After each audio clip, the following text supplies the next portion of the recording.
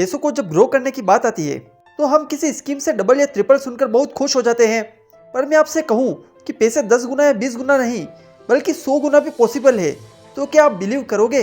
Well, मुझे भी believe नहीं होता, पर जब मैंने ये क्रिस्टोफर मेयर की बुक 100 बेगर्स पढ़ी तो मुझे यकीन हुआ कि यह बिल्कुल पॉसिबल है।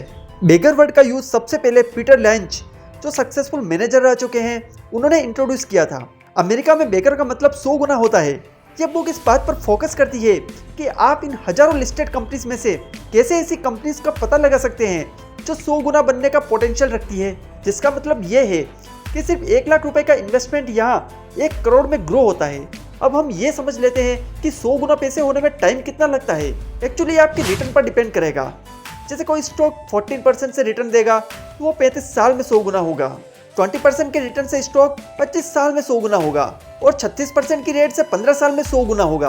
और 10 साल में 100 गुना होने के लिए 48% का रिटर्न मिलना जरूरी है। दोस्तों, मैं आपको कुछ स्टॉक्स के एग्जांपल देकर बताऊंगा कि स्टॉक मार्केट में ऐसी कंपनीज है जो 100 बेगर बनी है। तो वीडियो बहुत इंपॉर्टेंट होने वाला है, पूरा ध्यान से देखना। और दोस्तों, यहाँ बताए गए स्टॉक कोई रिकमेंडेशन नहीं है, सिर्फ एजुकेशनल पर्पस के लिए है। तो दोस्तों, ये एक स्टॉक है अपोलो ट्यूब। आप देख सकते हो कि 2012 में इसका प्राइस अराउंड 15 रुपए का था और 2023 में इसका प्राइस 1500 रुपए के ऊपर जा चुका था। मतलब 10 इयर्स के पीरियड में इस स्टॉक ने 100 बेगर से भी ज्यादा रिटर्न दिया है।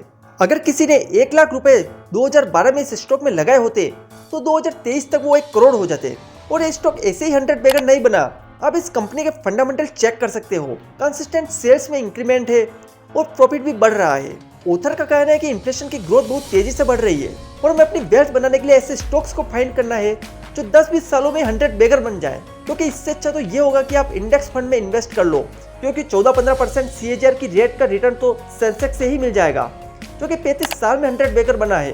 तो फिर ज्यादा रिस्क लेकर स्टॉक बाय क्यों करना? अब ये स्टॉक्स देखो, दिसंबर 2014 में 40 रुपए का शेयर पिछले 10 साल में 100 गुना बनकर 2024 में 4000 रुपए रेट के अराउंड ट्रेड कर रहा है। आप देख सकते हो स्टॉक मार्केट में 100 बेगर्स की कमी नहीं है।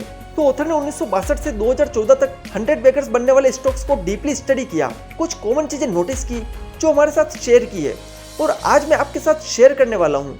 तो जिसमें पहला लेसन है स्टेबल प्रमोटर होल्डिंग। दोस्तों, प्रमोटर वो लोग होते हैं जो किसी कंपनी को बनाते हैं। ये कंपनी के ओनर होते हैं, जैसे टाटा ग्रुप के प्रमोटर रतन टाटा है, टेस्ला कंपनी के प्रमोटर इलोन मस्क है। चलो इस पॉइंट को एक एग्जांपल से समझते हैं। मान लो आपके दो फ्रेंड अपनी अपनी कंपनी शुरू करते हैं। दोनों आपके पास आते हैं अपनी कंपनीज में इन्वेस्ट करवाने के लिए। पहले दोस्त की अपनी कंपनीज में ओनरशिप 50% है और आपके दूसरे दोस्त की सिर्फ 10% है। अब जाहिर सी बात है, आपका ज्यादा ट्रस्ट पहले दोस्त पर ही होगा, क्योंकि उसने खुद ने 50% इन्वेस्ट किया हुआ है। क्योंकि अगर प्रमोटर को अपनी कंपनी पर भरोसा है तो अपनी सबसे ज्यादा होल्डिंग अपनी खुद की कंपनीज में रखेंगे और किसी भी कंडीशन में कोई रॉन्ग डिसीजन नहीं लेना चाहेंगे, क्योंकि ऐसा करने से अगर कोई लॉस होता है तो सबसे ज्यादा उन्हीं को झेलना होगा। इसलिए कंपनी की ग्रोथ में ओनर का सबसे इंपॉर्टेंट रोल होता है। आपको ऐसी कंपनी से चूज करनी है जिसमें प्रमोटर की वेटेज ज्यादा हो, एटलीस्ट 40% से ऊपर तो होनी ही चाहिए। इसके साथ आपको यह भी देखना है कि रिसेंट पास्ट ईयर में प्रमोटर्स ने अपनी होल्डिंग डिक्रीज तो नहीं की, क्योंकि अगर प्रमोटर अपनी होल्डिंग पब्लिक्स को बेच रहे हैं, इसका मतलब कंपनी में कुछ प्रॉब्लम है या शुरू होने वाली है। आपने ब्रिटानिया कंपनी का बिस्किट तो खाए ही होंगे। आप इसके पिछले 5 सालों की प्रमोटर होल्डिंग देखो, यह 50% है और कंसिस्टेंट है। मतलब इनके प्रमोटर को अपनी कंपनी और इस इंडस्ट्री की फ्यूचर डिमांड और प्रोडक्ट्स को लेकर पूरा भरोसा है। बट सिर्फ प्रमोटर होल्डिंग ही एक पॉइंट नहीं जिसके बेस पर आप श्योर हो जाओ कि ये 100 बेगर्स बनेगी। आपको प्रॉफिटेबिलिटी और ग्रोथ भी जाननी होगी। इसलिए नेक्स्ट लेसन है the growth of queen engine. दोस्तों, एक कंपनी को ग्रो करने के लिए उसके पास 2 इंजन की ग्रोथ होनी चाहिए। फर्स्ट है ग्रोथ इन EPS। कंपनी को टैक्स और सारे एक्सपेंसेस को पे करने के बाद जो प्रॉफिट बनता है वो एक शेयर पर कितना मिल रहा है उसे EPS कहते हैं। कंपनी की earning per share year by year बढ़ती रहनी चाहिए। जब कंपनी की अर्निंग्स ग्रो होगी तो उसका शेयर प्राइस भी ग्रो होगा। दूसरा इंजन है PE रेशियो भी बढ़ना चाहिए। PE का मतलब है प्राइस टू अर्निंग रेशियो। ये इन्वेस्टर के द्वारा यूज में लिए जाने वाला काफी पॉपुलर टूल है। इसका मतलब है हमें कंपनी को 1 रुपए का प्रॉफिट कमाने के लिए कितने रुपए पे करने होंगे। जैसे किसी कंपनी का मार्केट प्राइस 50 रुपए है और EPS 10 है, इसका PE होगा 5। मतलब 1 रुपए का प्रॉफिट कमाने के लिए 5 रुपए देने होंगे। कंपनी के PE बढ़ने के 2 रीजन हो सकते हैं, या तो मार्केट प्राइस बढ़े या EPS सेम रहे या उस स्पीड से नहीं बढ़े। जैसे अभी के एग्जांपल में कंपनी का मार्केट प्राइस 500 रुपए हो जाता है और EPS 20 रहता है, तो पी 25 का हो जाएगा। पी बनने का सेकंड रीजन ये हो सकता है ईपीएस का कम होना। जैसे मार्केट प्राइस 50 ही रहता है और ईपीएस 2 हो जाता है तो भी पी 25 का हो जाएगा। तो ऑथर का कहना है कि हमें दो बातें ध्यान में रखनी है। पहली बात आपको यह ध्यान रखना है कि कहीं कंपनी का पी ऑलरेडी बढ़ा हुआ तो नहीं, क्योंकि ऐसा होने से प्राइस और प्राइस्ड होगी और फ्यूचर में प्राइस के कम होने पर पी ऑटोमेटिकली कम होता जाएगा। अब ये शेयर देखो, एवेन्यू सुपरमार्ट, इसका पी 14 अक्टूबर 2021 को 313 पर था। उस समय प्राइस 5,300 रुपए पर थी। अब यहाँ पर जिसने इन्वेस्ट किया होगा उनको सोचना था कि क्या ये कंपनी इतना हाई पी फ्यूचर में मेंटेन कर पाएगी या नहीं। फाइनली पी डाउन हुआ और कंपनी की मार्केट प्राइस सिर्फ 7 महीनों में ही 40% गिरकर 3200 रुपए पर आ गई और अभी तक भी इसके प्राइस ने 5,000 को टच नहीं किया है।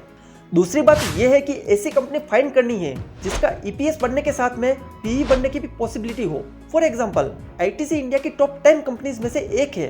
यह फेब 2022 में कंपनी का पी 18 के आसपास था। यह ईपीएस तो बढ़ रहा था बट प्राइस स्टेबल थी, अराउंड 221 रुपीज था, जिससे ये शेयर लो पी पर भी ट्रेड कर रहा था और मोस्ट प्रोबेबिलिटी थी कि इतनी वेल डाइवर्सिफाइड कंपनी लो पी पर ज्यादा टाइम तक ट्रेड करेगी नहीं और चांसेस थे कि इसका पी बढ़ेगा। ये मैं ऐसा इसलिए कह रहा हूँ, जब मैं उस समय इसके शेयर बाय करने की सोच रहा था तो मुझे एक क्वेश्चन आया कि ये कंपनी लो पी पर ट्रेड कर रही है तो कहीं इसके फंडामेंटल वीक तो नहीं हो गए। क्योंकि फ्रेंड्स, एवरी कंडीशन में सिर्फ लो पी देखकर बाय कर लेना, ये एज्यूम करके कि इसका पी आगे बढ़ेगा, ये समझदारी नहीं है। तो मैंने आईटीसी के दूसरे पैरामीटर्स भी चेक किए जहाँ sales and profit year by year increase हो रहे थे। फिर मुझे कॉन्फिडेंस आया कि ये रियली वर्थ बाइंग होगी और मैंने ज्यादा तो नहीं बट 50 शेयर जरूर बाय किए। 21 जुलाई में इसका पी 30 के आसपास पहुंच गया। अब यहाँ इसका प्राइस भी देख सकते हो जो 500 के आसपास है, ये ऑलमोस्ट डबल हो गया है। कहने का मतलब ये है कि ऐसी कंपनीज फाइंड करो जिसके फ्यूचर में पी बढ़ने की पॉसिबिलिटी हो। Third lesson, the coffee can portfolio. Robert Kirby 1980s में सबसे बड़ी इन्वेस्टमेंट कंपनी कैपिटल ग्रुप में टॉप पोर्टफोलियो मैनेजर थे and journal of the portfolio management में उन्होंने पहली बार कॉफी कैन पोर्टफोलियो को इंट्रोड्यूस किया। अमेरिका में लोग कॉफी कैन में अपनी कीमती चीजें रखा करते थे। इसके दो रीजन थे, नंबर 1 सिक्योरिटी और नंबर 2 इमरजेंसी फंड। पर आपको कहीं कॉफी कैन में पैसे रखने की जरूरत नहीं, आपको राइट स्टॉक्स को बाय करना है और उसे लॉन्ग टाइम तक होल्ड करना है, क्योंकि बार बार खरीदने और बेचने से ना तो आपकी वेल्थ बनेगी ना ही हेल्थ। आप बार बार ब्रोकरेज देंगे और गवर्नमेंट का टैक्स ही देते रहेंगे। इसलिए चार्ली मंगर कहते हैं, the big money is not in the buying and selling but in the waiting. आपने ऊपर के एग्जाम्पल में देखा होगा कि स्टॉक कब 100 बेगर्स बन जाए ये किसी को पता नहीं। हो सकता है आपने जो स्टॉक्स लिया है वो 4 ईयर तक आपकी प्राइस पर ही घूमता रहे और अगले 1 ईयर में ही डबल हो जाए।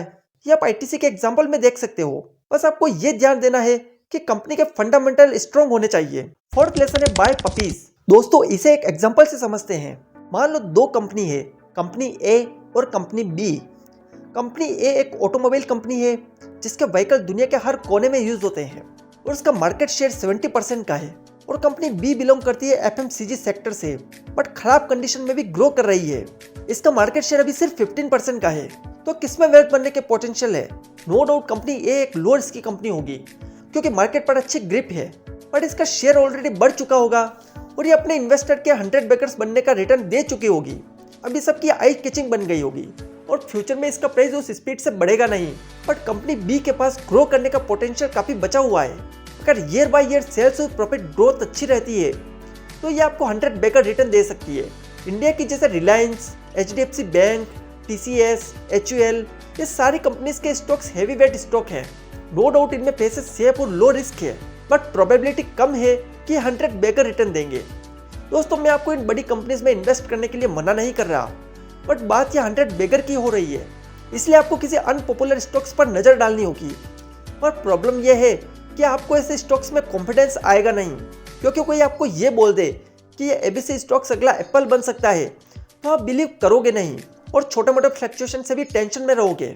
तो इसके लिए मैं ऑथर की एक लाइन बोलना चाहूंगा, you must have vision to see, courage to buy and patience to hold.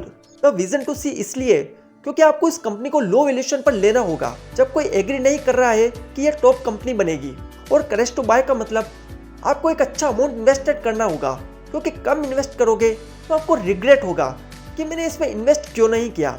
इसलिए आपको पेशेंस से काम लेना होगा। Lesson number 5, free stool. दोस्तों, चार्ली एक्रे जिनकी स्पीच से क्रिस्टोफर मैन इंस्पायर हुए थे।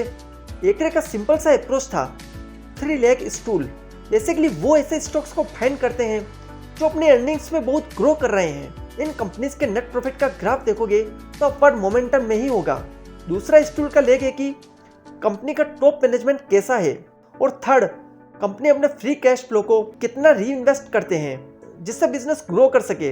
इससे यह पता चलता है कि कंपनी के पास न्यू प्रोजेक्ट और बिजनेस बढ़ाने के स्कोप हैं। तो दोस्तों फाइनली 100 बैगर बुक का स्टेप बाय स्टेप प्रोसेस जान लेते हैं। Step number 1, find smaller company.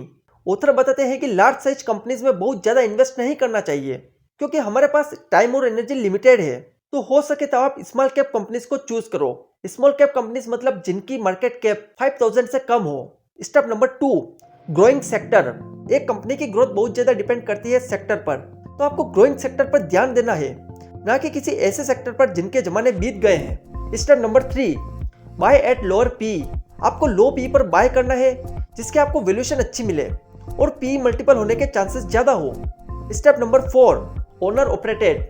दुनिया के सबसे ग्रेटेस्ट कंपनीज के पीछे एक ओनर का विजन होता है, उनकी पर्सनालिटी बहुत स्ट्रांग होती है। फॉर एग्जांपल एप्पल के फाउंडर स्टीव जॉब्स, माइक्रोसॉफ्ट के founder Bill Gates, Sundar Pichai Google के सीईओ। ऑथर कहते हैं having a great owner operator also add to your conviction. अगर ओनर अपनी कंपनी में हेवीली इन्वेस्टेड है तो इससे यह भी प्रूव होता है कि उनको अपनी कंपनी पर भरोसा है। Step number 5, you need time. आपको 100 बैगर का रिटर्न अचीव करना है तो लॉन्ग टाइम 15-20 साल तक होल्ड करना होगा। जैसे कि हमने डिस्कस किया, कॉफी कैन पोर्टफोलियो वाली अप्रोच बनानी होगी, पैशंस रखना होगा। अकॉर्डिंग टू ऑथर कुछ नहीं करना इन्वेस्टर के लिए सबसे डिफिकल्ट चीज है। तो दोस्तों ये थी क्रिस्टोफर मेयर की बुक 100 बैगर्स की समरी। चैनल को सब्सक्राइब करना, जानकारी अच्छी लगी हो तो वीडियो को लाइक करना और बेल आइकन को प्रेस करना मत भूलना, जिससे वीडियो के अपडेट आपको मिलते रहे। मिलते हैं नेक्स्ट वीडियो में। Bye bye, take care.